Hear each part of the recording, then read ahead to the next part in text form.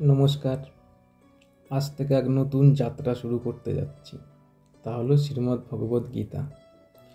এই শ্রীমদ্ ভগবদ্গীতা বেদব্যাস রচিত মহাভারতের ভীষ্ম পর্ব নামক ষষ্ঠ পর্বের এক অংশ। এই গীতাতে মোট 18টি অধ্যায় আছে আর 500টি শ্লোক আছে। এই 18টির অধ্যায় এক একটা নাম বলছি।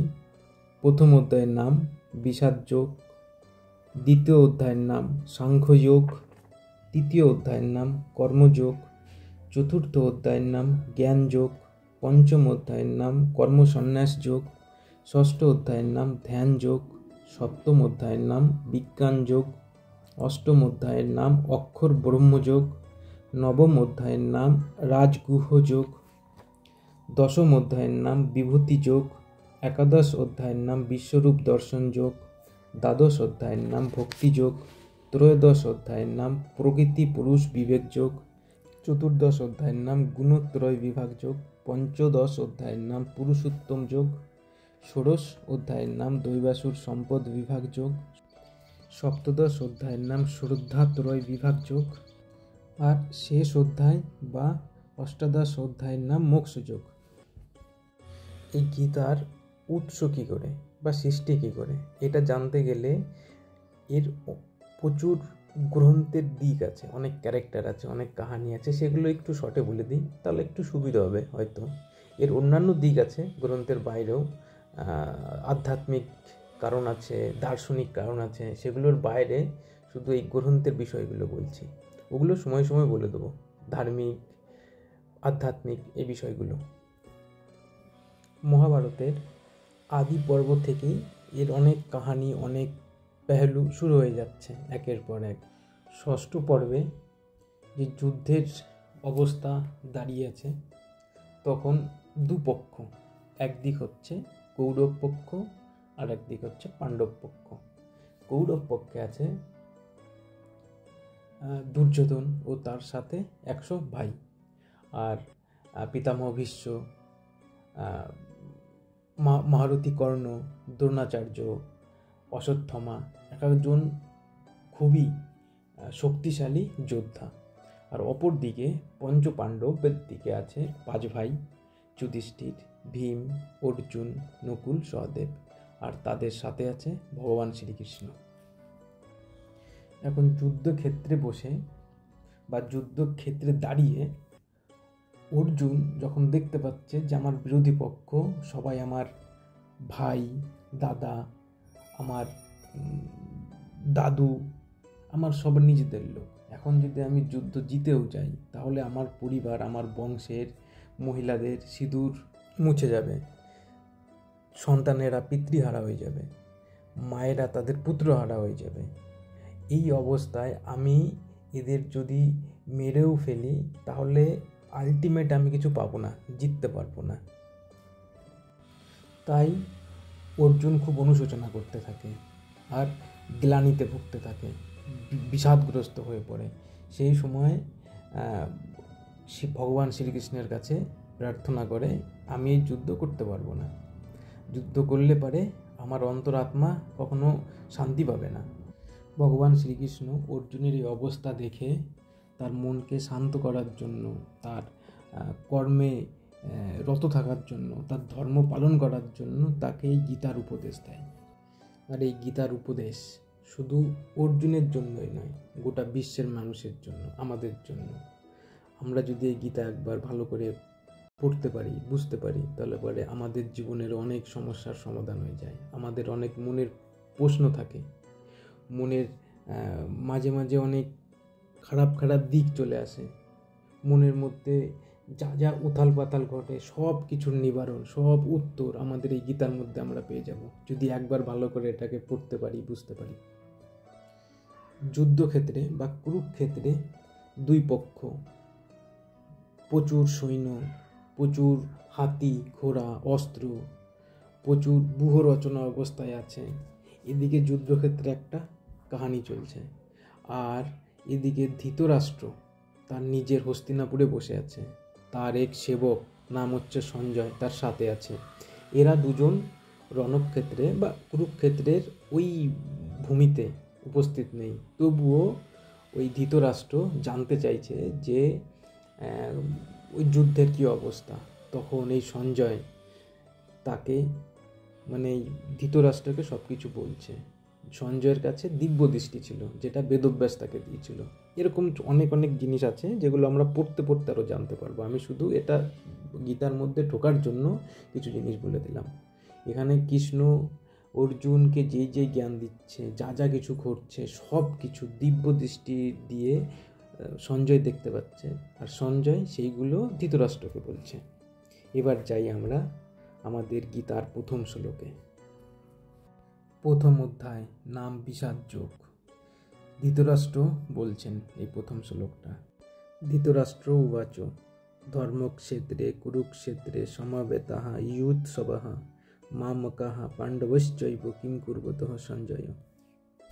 এর বাংলা অর্থ হচ্ছে, ধৃতরাষ্ট্র জিজ্ঞাসা করলেন, হে সঞ্জয়, ধর্মক্ষেত্রে যুদ্ধ করার ইচ্ছায় সবাই একজুট হয়ে আমার পুত্ররা এবং পাণ্ডুর পুত্রেরা তারপর কি করল। এই শ্লোকে ধর্মক্ষেত্র শব্দটি খুবই তাৎপর্যপূর্ণ, কারণ কুরুক্ষেত্রের যে যুদ্ধক্ষেত্র ছিল, ভগবান শ্রীকৃষ্ণ অর্জুন এবং পাণ্ডবদের পক্ষেই ছিলেন। দুর্যোধন আদি কৌরবদের পিতা ধৃতরাষ্ট্র তার পুত্রদের বিজয় সম্ভাবনা সম্বন্ধে খুবই সন্দেহতে ছিলেন, কি আদৌ তার পুত্রেরা জিততে পারবে কি পারবে না। তাই এই দ্বিধাগ্রস্ত অবস্থায় তিনি সঞ্জয়কে জিজ্ঞাসা করলেন যে আমার পুত্র ও পাণ্ডুর পুত্রেরা তারপর কি করল। তিনি এটা জানতেন যে তার পুত্রেরা এবং পাণ্ডুর পুত্রেরা যুদ্ধ করার ইচ্ছাতে কুরুক্ষেত্রে সবাই একজুট হয়েছিল, আর তিনি এটা কখনোই চাইতেন না যে তার পুত্রদের মধ্যে আর পাণ্ডুপুত্রদের মধ্যে আপোষ মীমাংসা হয়ে যাক বিনা যুদ্ধে। তিনি চাইতেন যে তাদের মধ্যে যুদ্ধ হোক আর তার পুত্ররা জিতে যাক। পুণ্যতীর্থে এই যুদ্ধের আয়োজন হয়েছিল। বেদে বলা হয়েছে যে কুরুক্ষেত্র হচ্ছে অতি পবিত্র স্থান, যা দেবতারাও পূজা করে থাকেন। তাই ধৃতরাষ্ট্র এই যুদ্ধের ফলাফলের উপর এই পবিত্র স্থানের প্রভাব সম্বন্ধে তিনি অনেকটাই শঙ্কিত ছিলেন। তিনি খুব ভালোভাবে জানতেন যে অর্জুন এবং পাণ্ডুর অন্যান্য পুত্রদের উপর এই পবিত্র স্থানের মঙ্গলময় প্রভাব সঞ্চারিত হবে, কারণ তারা সকলেই ছিলেন অত্যন্ত ধর্মপরায়ণ। সঞ্জয় ছিলেন ব্যাসদেবের শিষ্য, তাই ব্যাসদেবের আশীর্বাদে তিনি দিব্যচক্ষু প্রাপ্ত হন। তার ফলে তিনি ঘরে বসেই কুরুক্ষেত্রের সমস্ত ঘটনা দেখতে পাচ্ছিলেন। তাই ধৃতরাষ্ট্র তাকে যুদ্ধক্ষেত্রের পরিস্থিতি সম্পর্কে জিজ্ঞাসা করেছেন।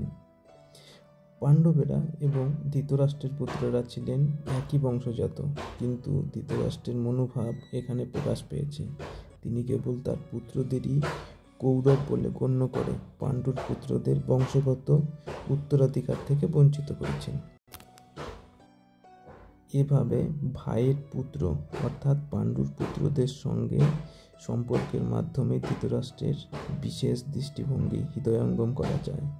ধান খেতে যেমন আগাছাগুলি তুলে ফেলা দেওয়া হয়, তেমনি ভগবদ্গীতার সূচনা থেকেই আমরা দেখতে পাচ্ছি বা পাব কুরুক্ষেত্রের রণাঙ্গনে ধর্মের প্রবর্তক ভগবান শ্রীকৃষ্ণ স্বয়ং উপস্থিত থেকে ধৃতরাষ্ট্রের পাপিষ্ঠ পুত্রদের সমূলে উৎপাটিত করে ধার্মিক যুধিষ্ঠিরের নেতৃত্বে ধর্মপরায়ণ মহাত্মাদের পুণ্য প্রতিষ্ঠা করবার আয়োজন করছেন। আসলে যুদ্ধক্ষেত্রের যে দুই পক্ষ ছিল, এক পক্ষ কৌরবদের আর অপর পক্ষ পাণ্ডুপুত্রদের। পাণ্ডুপুত্ররা সবসময় ধর্মের পক্ষে ছিলেন আর কৌরব পক্ষেরা সবসময় অধর্মের পক্ষে ছিলেন। তাই শ্রীকৃষ্ণের যে মূল উদ্দেশ্য ছিল সেটা হলো অধর্মকে বিনাশ করে ধর্মের প্রতিস্থাপন করা। এখানে প্রথম শ্লোকটি শেষ করলাম, এরপর দ্বিতীয় শ্লোকটাকে দেখি। এরপর শুধু দ্বিতীয় শ্লোকটার বাংলায় বলে দিচ্ছি, এরপরে কয়েকটা শ্লোক এরকম শুধু বাংলা বললেই হবে। পরবর্তীকালে যখন অতি গুরুত্বপূর্ণ শ্লোকগুলো আসবে সেগুলোকে ভালো করে ভেঙে ভেঙে ব্যাখ্যা সহিত সেগুলোকে বোঝাবো বা বলবো। দ্বিতীয় শ্লোকের অর্থ হচ্ছে, সঞ্জয় বললেন কি হে রাজন, মানে ধৃতরাষ্ট্রকে বলছেন, পাণ্ডবদের সৈন্যসজ্জা দর্শন করে রাজা দুর্যোধন দ্রোণাচার্যের কাছে গিয়ে বলতে লাগলেন, হে আচার্য,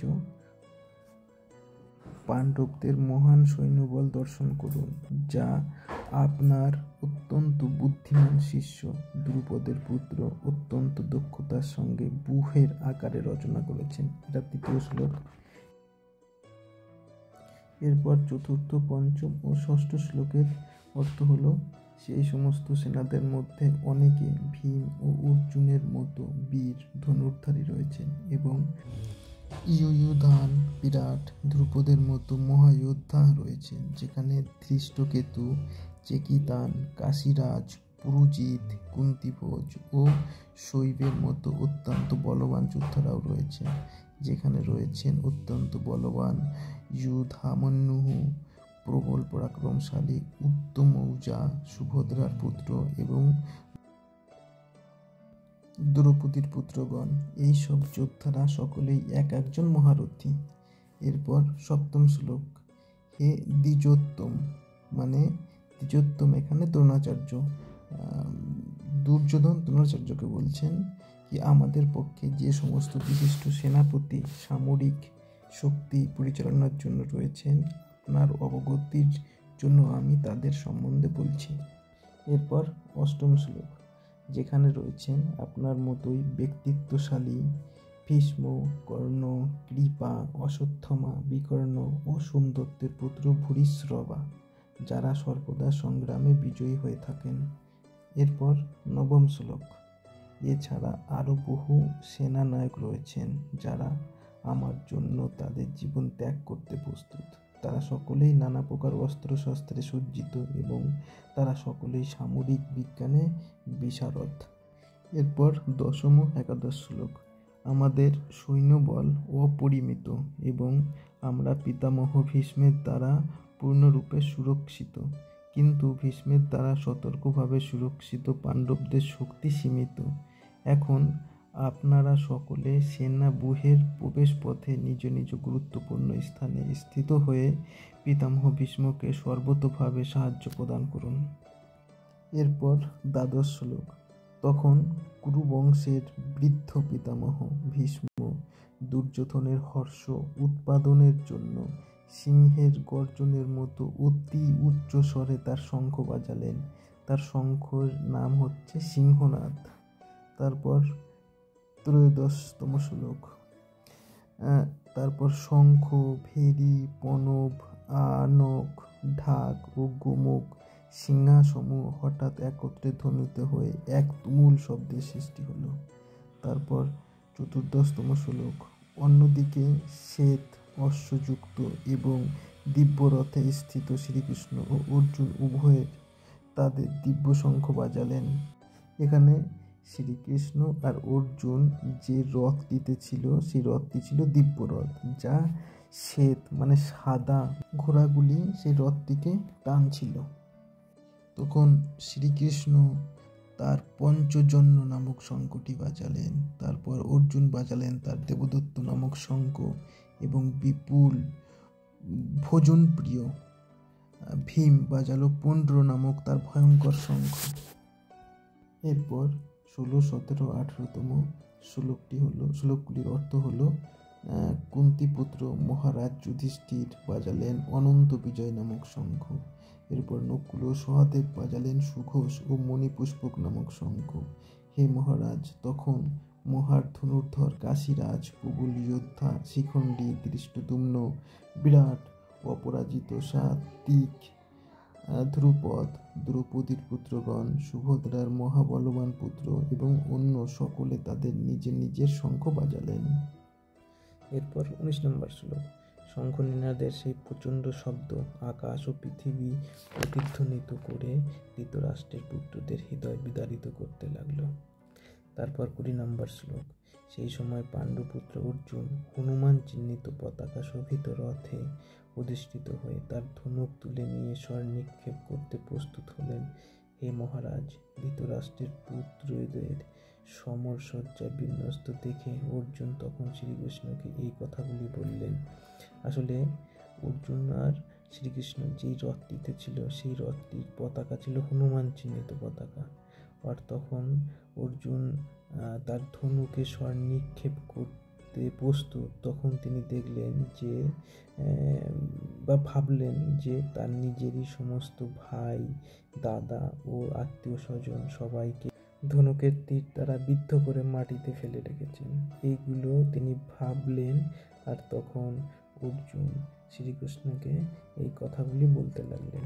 এর পরবর্তীকালের যেই শ্লোকগুলি, এগুলো খুবই ইম্পর্টেন্ট ও গুরুত্বপূর্ণ, যেগুলি প্রত্যেকটার সংস্কৃত উচ্চারণ বা শ্লোক উচ্চারণ করে ও তার অর্থগুলি ভালোভাবে বুঝিয়ে দেব।